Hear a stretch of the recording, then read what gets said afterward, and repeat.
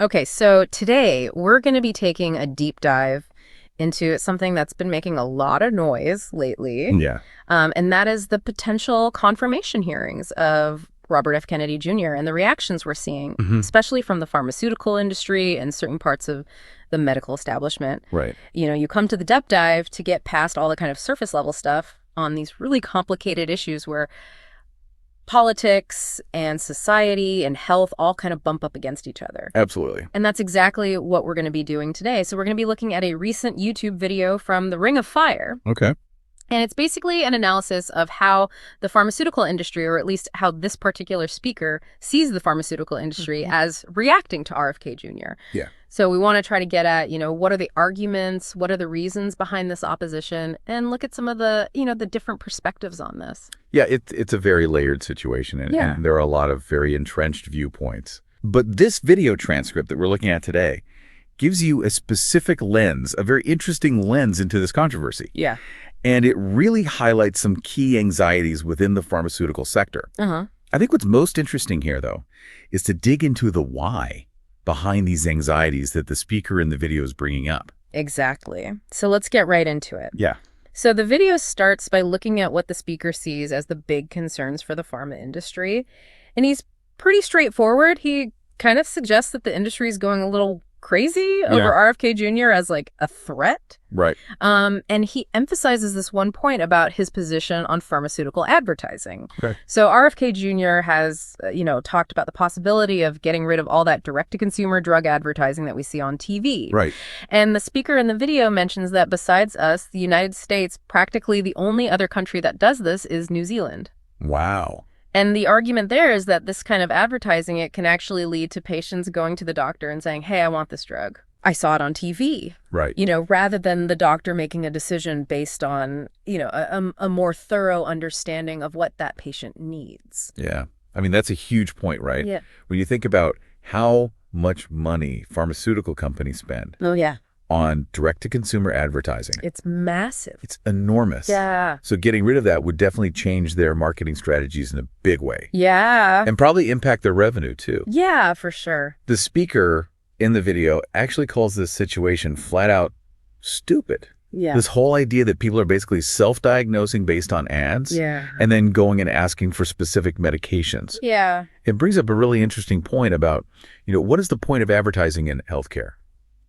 Is it really about informing patients? Right. Or is it more about pushing sales? Yeah. And, what are the effects of that either way? And he points out that this kind of advertising, it really took off in the 90s after all this lobbying. And he's pretty clear that he thinks we need to reverse that.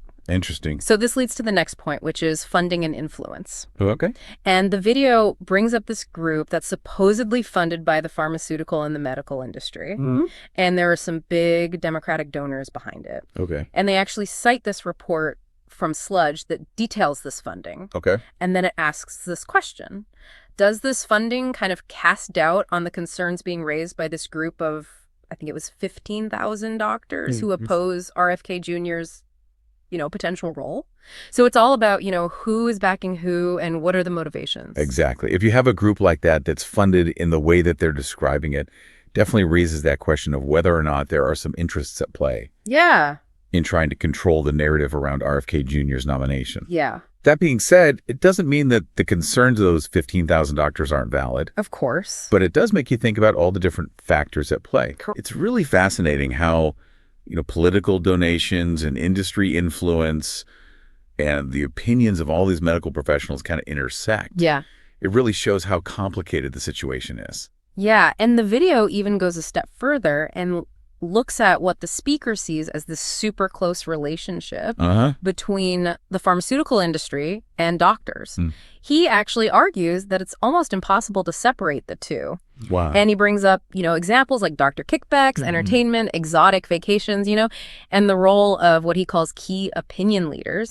Who are these people that get paid big bucks to promote drugs? Yeah. And the example he uses is crazy. He talks about how some doctors during the opioid crisis were getting like $500,000 per speech. Oh, wow.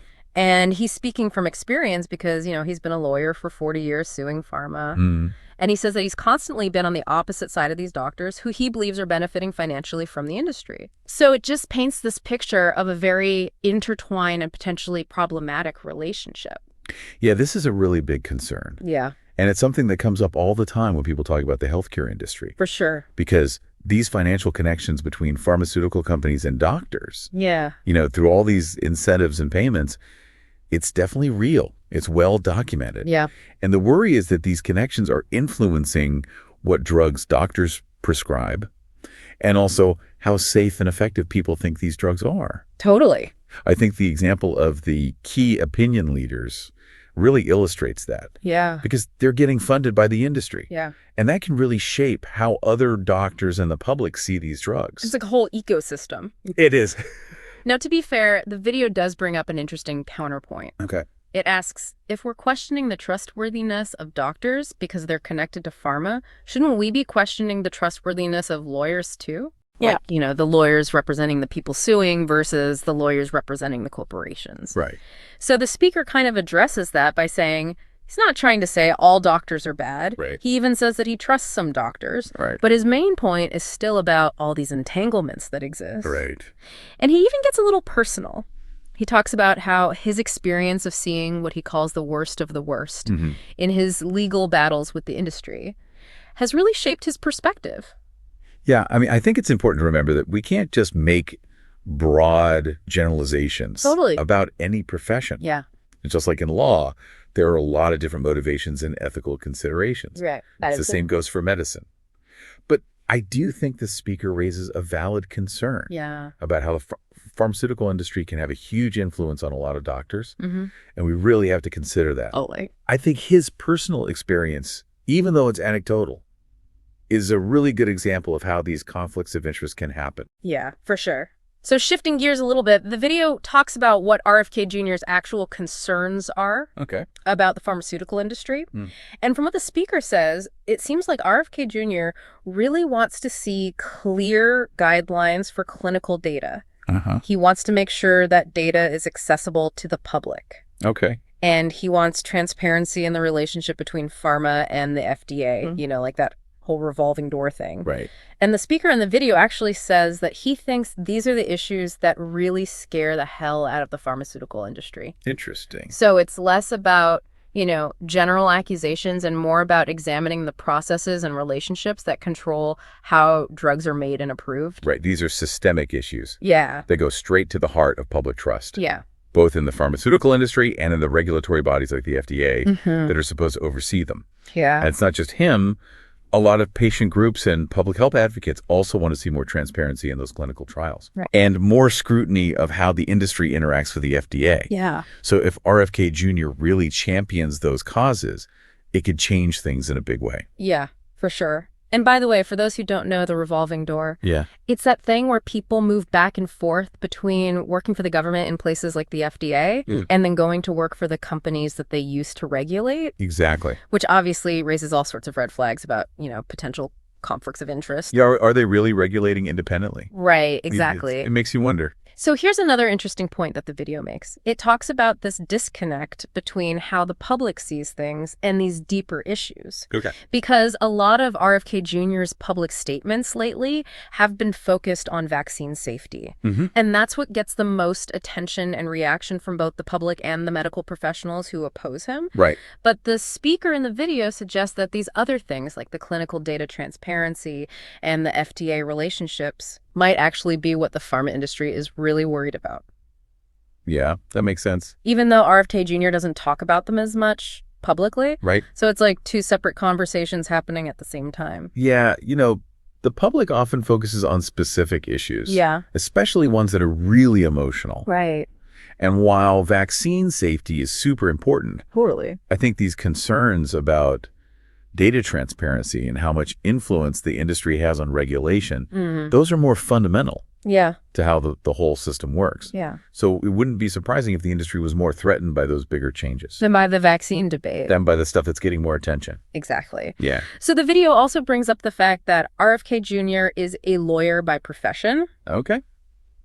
And the speaker kind of pushes back on this idea that that means he doesn't know anything about health or that he can't be concerned about it. He even uses his own work suing companies that make harmful products as an example. Because obviously legal expertise can be really important. Totally. When you're trying to hold these industries accountable. Yeah. But then he also says that he personally thinks RFK Jr. might be a better fit for a job like heading the EPA. Oh, interesting. You know, since he's got this history of environmental advocacy instead of a public health position. I see. And he compares it to how just because he's a lawyer doesn't mean he's qualified to be the attorney general. Right. So it's an interesting point about, what kind of skills match up with different roles in government. That's a good point. Yeah.